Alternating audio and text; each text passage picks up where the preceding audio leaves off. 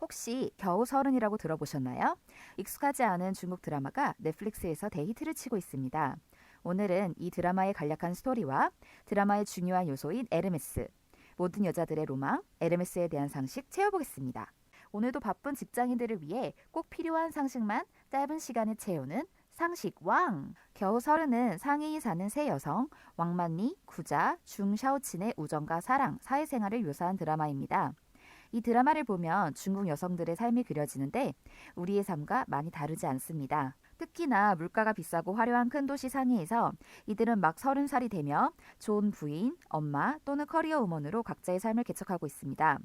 화려한 모습은 마치 물 위를 우아하게 떠다니고 있는 백조와 비슷하지만 실상은 수면 아래에서 수백 번의 발기질을 하는 것과 비슷합니다. 구자는 대학 시절 만난 남편과 결혼해서 5살 아들을 둔 전업주부입니다. 한때 잘나가는 커리어 우먼인 그녀는 현재 남편과 아이의 뒷바라지를 위해 헌신하고 있습니다. 가족을 위해 재벌 사모들의 모임에 마음껏 힘을 주고 나가지만 에르메스 백이 아니라는 이유 하나만으로 같이 찍은 사진에서 잘리게 됩니다. 가방 하나로 인정을 받지 못하다니. 그 후 구자는 명품샵에 일하는 왕만리의 도움을 받아 에르메스 캘리백을 어렵게 구하고 모임에서도 일원으로 인정받게 됩니다. 에르메스, 도대체 이 에르메스 백이 무엇이길래 많은 여자들을 웃기도 울리기도 하는 걸까요?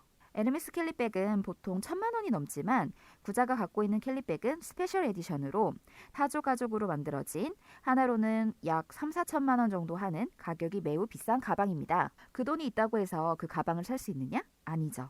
에르메스에서 나오는 나름 저렴한 가방 또는 의류나 주얼리 등을 사서 실적을 쌓고 직원들과 관계를 잘 쌓은 후에 직원에게 원하는 가방에 대해서 말할 수가 있습니다. 그럼 실적을 쌓는다고 원하는 가방을 살 수 있느냐? 그것도 아닙니다. 에르메스에는 나 말고도 그 가방을 원하는 경쟁자들이 전 세계에 있습니다. 가방은 장인들에 의해 한 땀 한 땀 만들어지기 때문에 원하는 가방이 내가 거래하는 직원한테 들어오기까지는 많은 시간이 걸립니다. 직원이 가방이 들어왔다고 연락을 주면 비밀의 방에 입성해 에르메스 가방을 얻을 수가 있습니다. 가방 하나를 사기 위해 최소 몇백에서 많게는 몇천만 원이 넘는 돈을 쓰는데도 콧대가 높은 에르메스.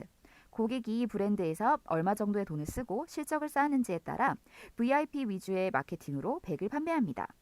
이러한 마케팅을 싫어하는 분들도 있지만 그만큼 얻기 힘든 고가의 가방을 내가 얻었다는 기쁨과 희소성이 있기에 에르메스 백에 대한 인기는 식을 줄 모릅니다. 에르메스는 가방, 의류, 스카프, 신발, 시계, 향수 등을 제작 판매하는 프랑스의 명품 브랜드입니다. 1837년 티에리 에르메스가 프랑스 파리에서 안장과 마구용품 사업을 시작하면서 탄생했고 승마를 즐기는 왕족 귀족들 사이에서 초기 인지도를 얻기 시작했습니다.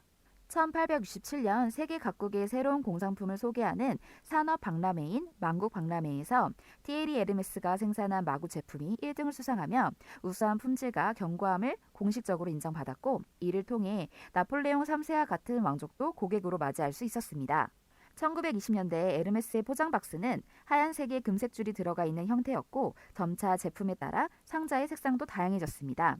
제2차 세계대전 이후 에르메스를 상징하는 현재의 오렌지 색상이 본격적으로 등장하게 되었습니다.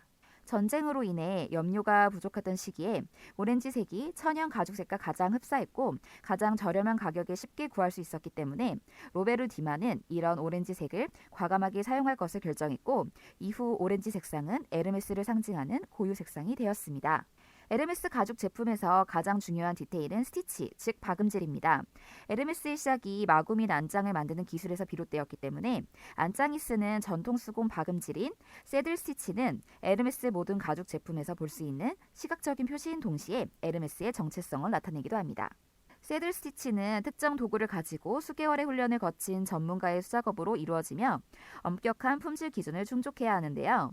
예를 들어 기계로 한 박음질과는 달리 방향은 항상 오른쪽에서 왼쪽으로 향해야 하고 모든 스티치는 동일한 조임과 사이즈로 이루어져야 한다고 하네요. 에르메스 가죽 가방은 100% 프랑스에서 장인에 의해서 제작이 되고 장인이 되기 위해서는 가죽 장인학교에서 3년 공부를 마친 후 아틀리에에서의 2년의 수련 과정을 거쳐야 한다고 합니다. 현재 아틀리에에는 2,400여 명의 가죽 장인이 있는데 프랑스 노동법상 주간 근로시간은 33시간, 한 명의 장인이 18시간 제작하는 캘리백이나 22시간 동안 제작하는 버킨백은 일주일에 2개도 채 완성되지 못한다고 하네요. 이러한 이유로 에르메스의 캘리백과 버킨백은 늘 공급이 부족해 대기자 명단에 올리고 보통 오랜 시간과 실적을 쌓아야 구입을 할 수가 있습니다. 이제 오늘의 주인공이었던 에르메스의 시그니처 백 중 하나인 캘리백에 대해서 알아볼까요?